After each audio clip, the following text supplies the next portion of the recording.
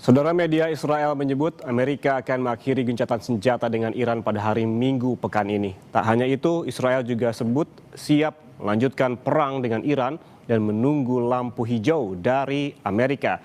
Ketegangan juga meningkat di Selat Hormuz, saudara, dan kita bahas soal ini bersama dosen hubungan internasional Universitas 11 Maret, Septianto Galan Prakoso. Mas Galan, selamat pagi. Oke, Mas Yan. Dan juga ada pengamat Timur Tengah, Faisal Assegaf. Pak Faisal, selamat pagi. Selamat pagi Mas Yan, selamat pagi Pak Galang.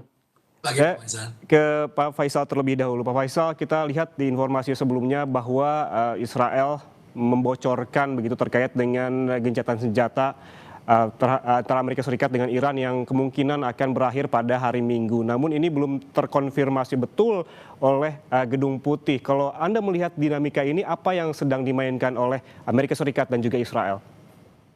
Ya, memang bocoran dari Israel itu ada diperkuat oleh laporan dari CNN mengutip sejumlah sumber bahwa Amerika memang sedang mempersiapkan untuk serangan baru terhadap Iran dan itu juga berkoordinasi dengan Israel. Nah, ini sasaran yang akan diserang itu adalah para pemimpin Iran, termasuk yang menurut mereka dianggap menghalangi tercapainya kesepakatan dalam perundingan antara Iran dengan Amerika. Ini yang termasuk dalam daftar menurut CNN, laporan CNN adalah yang sekarang menjadi Komandan Garda Revolusi Islam Iran, yakni Jenderal Ahmad Fahidi. Ahmad Fahidi ini menggantikan Komandan Garda Revolusi yang tewas, Jenderal Muhammad Pakpur. Nah, kalau saya melihat memang artinya perang antara Iran melawan Amerika Serikat dengan Israel ini ya masih jauh dari kata damai atau kesepakatan untuk gencatan senjata dalam jangka panjang, karena di satu sisi retorika yang disampaikan sesuai dengan kenyataan dan juga berlawanan dengan tindakan yang mereka lakukan ketika Trump minta berunding ingin mencapai gencatan senjata segera dengan Iran, tapi di sisi lain ternyata dari laporan termasuk bocoran dari Israel ya ternyata Amerika bersama Israel sedang mempersiapkan serangan kembali dan terutama ditargetkan terhadap para pemimpin baik sipil maupun militer Iran. Kalau Anda melihat bahwa bocoran soal gencatan senjata yang akan berakhir di hari Minggu pekan ini adalah dikeluarkan oleh Israel, bukan oleh Amerika Serikat ataupun Gedung Putih secara langsung. Apakah ini Anda melihat Amerika tengah mengatur strategi kejutan serangan terhadap Iran? Ya, memang benar. Ya itu tadi seperti laporan CNN tadi. Jadi Amerika berusaha seolah-olah bahwa mereka memang sedang melakukan gencatan senjata dan ini memang secara sepihak Trump memperpanjang gencatan senjata tanpa batas waktu. Tapi di sisi lain, yaitu seperti bocoran Israel maupun laporan CNN ternyata sedang mempersiapkan serangan tiba-tiba. Ini mirip ketika terjadinya perang di awal. Ketika terjadi perundingan nuklir antara Iran dengan Amerika, ternyata tiba-tiba Amerika dengan Israel sudah mempersiapkan serangan itu yang dilancarkan pada 28 Februari. Nah, itu serangan itu kan dimulai dengan informasi intelijen di lapangan dari Mossad yang dilaporkan kepada Netanyahu bahwa memang akan ada pertemuan antara pemimpin tertinggi Iran Ayatollah Ali Khamenei dengan para petinggi keamanannya, dan itu dengan 23 ke 28 itu ada 5 hari. Ya, ini saya lihat ya pasti mungkin akan ada kejutan yang akan dilakukan oleh Amerika Serikat maupun Israel. Tapi yang pasti kita sudah lihat sejak hari pertama perang, Iran tidak pernah gentar, Iran tidak pernah takut, dan saya kira Iran sudah mempersiapkan perang ini sejak lama ketika mereka dari awal setelah terbentuknya Republik Islam Iran pada 1979 ketika mereka mendeklarasikan anti-Zionis, terus juga ya artinya bermusuhan dengan Amerika maupun Israel sebagai sekutu istimewanya. Itu artinya Iran sudah mempersiapkan segala sesuatunya. Iran sudah kemungkinan besar sudah memprediksi bahwa suatu saat perang antara Iran dengan Amerika ataupun dengan Israel ataupun keduanya akan terjadi, dan ini sudah terjadi dalam 2 tahun terakhir. Baik, Mas Galan, seperti tadi yang diungkapkan oleh Pak Faisal juga mengutip begitu media internasional lain terkait dengan sasaran dari Amerika Serikat apabila memang gencatan senjata ini berakhir pada akhir pekan ini ataupun hari Minggu ini, di mana adalah sasarannya adalah pemimpin tertinggi Iran. Bukankah kalau memang ini dilakukan kembali, eskalasi akan semakin meningkat dan jauh dari kata negosiasi yang memang ingin dilakukan oleh Amerika sebelumnya?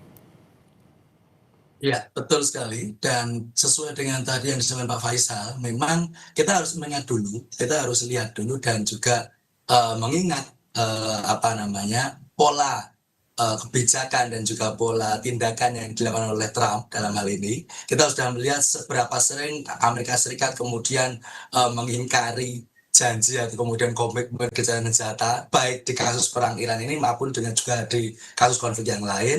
Dan juga harap kita selalu ini ya garis bawahi pernyataan gencatan senjata perpanjangan gencatan senjata yang terbaru saat ini itu dikeluarkan sepihak oleh Trump gitu ya. Jadi itu hanya Trump yang kemudian mengatakan kita akan memperpanjang gencatan senjata tapi tanpa batas waktu. Jadi kita nggak tahu sampai kapan gitu ya.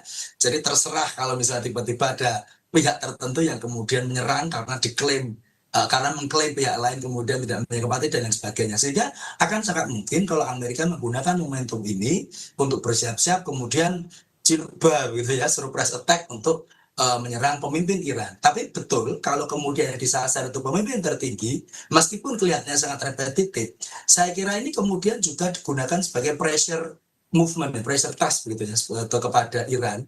Dalam hal ini menunjukkan kalau Amerika dan Israel memang masih dalam track mereka untuk kemudian menekan Iran. Namun demikian, saya kira juga miskalkulasi bisa sangat terjadi di pihak Trump. Karena sampai saat ini yang kita lihat adalah bahwa Iran juga nggak back down gitu. Kalau kemudian cost dari perang sudah semakin tinggi, pressure dari dunia internasional sudah tinggi, kemudian juga sudah diwarnai dengan berbagai macam insiden di Selat Hormuz tentunya pastinya.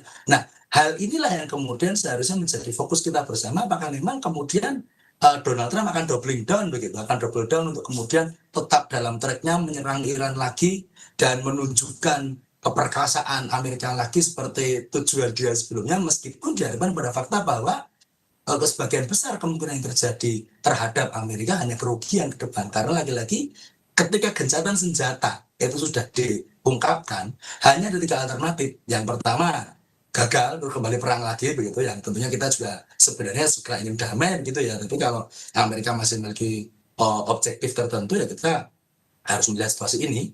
Yang kemudian gencatan senjata itu berujung pada perundingan damai, yang mana sudah terjadi sering di berbagai macam konflik lain di rezim Amerika Serikat sebelumnya, yang juga mungkin kebetulan juga dipimpin Partai Republik seperti di perang Vietnam ketika Nixon, maka diakhiri dengan lengsernya Nixon, begitu juga kemudian di perang Teluk ketika tahun 91 gencatan senjata setelah pembebasan Kuwait dari Irak, terus kemudian juga di perang Korea meskipun ini tidak berhasil sampai sekarang masih gencatan senjata aja, belum ada perundingan damai dari zaman Eisenhower tahun 53. Intinya gencatan senjata yang kemudian diprakarsai atau kemudian dikomitmen menjadi komitmen Amerika itu belum tentu juga akan leading ke resolusi konflik yang betul-betul clear seperti itu. Makanya ketika Trump keluar-keluar seperti ini, ya kita tetap harus wait and see, menunggu dan waspada. Kalau misalnya memang akhirnya itu digunakan untuk momentum Amerika untuk menyerang lagi, menyerang pemimpin Iran lagi bahkan dalam hal ini, ya sudah it's a given nature, sudah menjadi satu pattern dari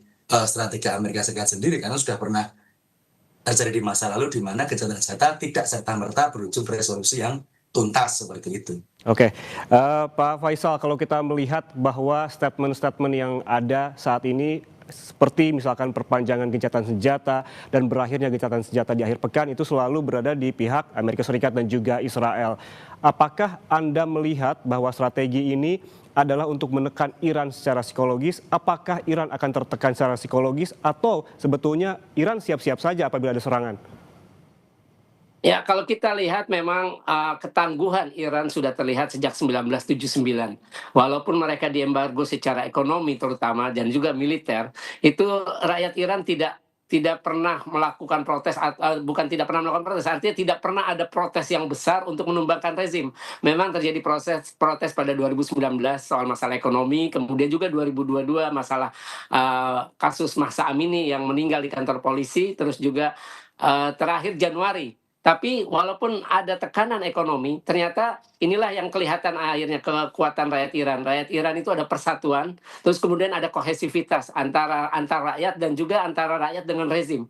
Jadi inilah yang saya lihat yang membuat Iran bisa bertahan. Dan kalaupun Amerika kembali memulai perang, ya Amerika seperti tadi kata Pak Galang, ya Amerika akan lebih banyak lagi mengalami kerugian. Karena kerugian sekarang itu udah sangat dirasakan oleh Amerika. Itu menurut situs Iran warcosttracker.com, itu tiap setiap hari Amerika hanya untuk operasional perang melawan Iran itu menghabiskan lebih dari $1 miliar per hari. Ini belum masuk amunisi, ini belum kerugian dari pangkalan militer yang sudah rusak akibat serangan peluru kendali hipersonik Iran maupun pesawat nilawak Shahid. Itu kan yang paling mahal adalah radar maupun sistem pertahanan udara. Dan juga menurut laporan Center for Strategic and International Studies, itu Amerika dalam perang ini udah mau hampir 2 bulan sudah menghabiskan 40% dari peluru kendali presisinya. Terus juga sudah menghabiskan 50% peluru kendali pencegat sistem pertahanan udara THAAD. Kemudian 40% peluru kendali pencegat Patriot, dan sekitar 40% dari Tomahawk. Jadi memang kerugian yang akan dialami Amerika kalau memang terus berperang dengan Iran ya akan semakin besar. Ini belum kerugian bagaimana untuk perbaikan pangkalan udara. Terus juga yang paling menjadi aib adalah ya pamor Amerika. Nah, ternyata negara yang dikhawatirkan atau selama ini dibayangkan sebagai negara adik kuasa terkuat di dunia, ternyata melawan Iran yang sudah mereka coba lemahkan, mereka tidak mampu. Mas Galan, apakah Anda sepakat bahwa Iran bisa bertahan hingga saat ini karena memang kekuatan dan juga kekompakan dari warganya? Karena memang ada informasi juga yang juga kembali dihembuskan oleh Amerika Serikat bahwa ada perpecahan di internal Iran. Apakah juga ada upaya dari Amerika Serikat sebetulnya untuk memecah belah internal Iran? Ya, dalam hal ini saya sangat sepakat dengan pernyataan kalau kemudian Iran ini sudah membuktikan ketangguhannya dalam melawan Amerika ya. Seperti tadi juga sudah berulang kali disampaikan Pak Faisal, mereka sudah siap-siap dari tahun 79 begitu ya. Bahkan kalau boleh mundur Pak, kita mundur ke tahun 51-53 lah. Dari zaman Muhammad Mossadegh disingkirkan terus diganti Reza Pahlavi, rakyat Iran itu sudah punya sentimen terhadap Amerika Serikat sejak CIA melakukannya dulu. Sehingga kita tahu ketika mereka disatukan oleh satu musuh yang sama, common denominatornya atau musuhnya itu Amerika Serikat, ya jelas kemudian mau ada perpecahan internal, mau ada perbedaan faksi, bahkan dalam IRGC, bahkan dalam pemerintahan sendiri, bahkan orang melihat ada orang-orang di Iran itu sebagian moderat. Abbas Araghchi itu masih bisa mau ngomong dengan internasional, dia moderat. Ada yang lebih fundamentalis, ada yang lebih radikal. Mau ada perpecahan seperti itu pun, ketika sudah berhadapan dengan martyrdom, dengan paham martir, dengan paham bahwa kita tuh bisa kemudian pengorbanan tertinggi yang bisa dilakukan seorang orang Iran adalah berkorban untuk bangsa dan negara. Ketika dihadapkan dengan martir dan mereka punya semangat itu, semuanya tetap akan berada di bawah semangat spirit martir nasionalisme itu. Jadi ketika kemudian ada ancaman bersama dalam Amerika Serikat, saya kira kalau mau dipecah belah atau mau kemudian di view ada perpecahan faksi, ada perbedaan golongan, perbedaan suara, itu pada akhirnya akan tetap bersatu padu untuk melawan Amerika. Seperti buktinya ketika tadi juga sempat disinggung Pak Faisal, 2019 ada krisis protes soal ekonomi dan sebagainya. Sekarang justru malah karena Amerika menyerang, jadi ya apa bahasan terkait krisis, terkait bagaimana ada internal internal issues di dalam pemerintahan Iran sendiri pun jadi hilang kan, karena kemudian malah disatukan dengan satu common denominator tadi, bagaimana melawan rezim Amerika Serikat dan Zionis Israel yang menyerang Iran sendiri. Sehingga kita bisa melihat di sini bahwa ketahanan nasional Iran dalam hal ini ya, kalau kita melihat itu tidak hanya sekedar ketangguhannya, tidak hanya sekedar dibuktikan secara fisik saja. Yang Amerika Serikat, Trump mengklaim sudah 80%, 80% we already reduce dan sebagainya kemampuan militer Iran. Ya nggak terbukti juga, kapalnya masih jalan, ranjaunya masih nyebar. Jadi ini menjadi satu hal yang harus diperhatikan, bahwa klaim-klaim Amerika Serikat ternyata tidak sepenuhnya terbukti dalam konteks ketahanan militer Iran. Pun halnya juga dengan ketahanan tadi, ketahanan mindset, ketahanan moral, ketahanan non-fisik yang dimiliki Iran sendiri. Dalam non-traditional security, kita melihat bahwa hal ini menjadi satu hal yang sangat komplementer satu sama lain. Ketika kemudian satu negara bisa eksis dan bisa endure gitu ya, bisa bertahan dari tekanan dan serangan negara lain, karena memang ada keterpaduan dari dua hal ini. Dan memang ya kita benar-benar dihadapan pada narasi yang sesuai perkiraan banyak pihak, banyak akademisi, banyak pengamat yang mengamalkan juga. Iran tuh mau disuruh perang 3 bulan, 6 bulan, setahun, nah mereka sudah siap. Karena memang betul-betul preparation dan juga kepaduan satu negara dalam hal ini sudah jelas seperti itu. Pak Faisal, tadi juga kita sempat membahas selain juga kekuatan dari warga Iran, ada juga kekuatan persenjataan Iran begitu. Ketika Amerika dan Israel menghembuskan berita terkait dengan akan mengakhiri gencatan senjata, Iran menjawabnya dengan memperbarui rudal bahkan memamerkannya. Kalau menurut Anda, apa juga strategi yang tengah dimainkan oleh Iran dengan memperbarui dan juga memamerkan rudal di tengah ataupun di hadapan media? Yang jelas selama perang ini Iran sudah melecehkan Amerika. Kita lihat apapun yang disampaikan oleh Trump dibalas salah satunya ya melalui juru bicara Khatam Al-Anbiya. Ini markas besar yang menggabungkan antara angkatan bersenjata konvensional dengan Garda Revolusi Islam Iran. Jadi apapun klaim Trump ataupun ancaman Trump selalu dibalas oleh seorang letnan kolonel namanya Ibrahim Zulfagari. Jadi ini kelihatan sekali bahwa Amerika sedang dilecehkan. Ancaman seorang presiden dari negara adikuasa, klaim dari presiden dari sebuah negara adidaya di dunia hanya dibalas dan istilahnya ditanggapi oleh seorang letnan kolonel. Itu adalah sebuah bentuk pelecehan. Dan memang benar Ketua Komite Keamanan dan Urusan Luar Negeri Parlemen Iran sudah bilang bahwa Iran akan menggenjot laju produksi peluru kendali balistik maupun pesawat nirawak Shahid-nya itu, pesawat nirawak Shahid 136. Dan ini memang salah satu yang sudah ditakutkan oleh Amerika. Makanya sedari awal ketika perundingan sebelum perang ini, Amerika tidak hanya menambah tuntutan untuk menghentikan program nuklir, tapi juga menambah dengan dua, yakni menghentikan program peluru kendali balistiknya Iran dan dukungan Iran terhadap kelompok-kelompok pejuang nasionalis di Gaza maupun di Lebanon.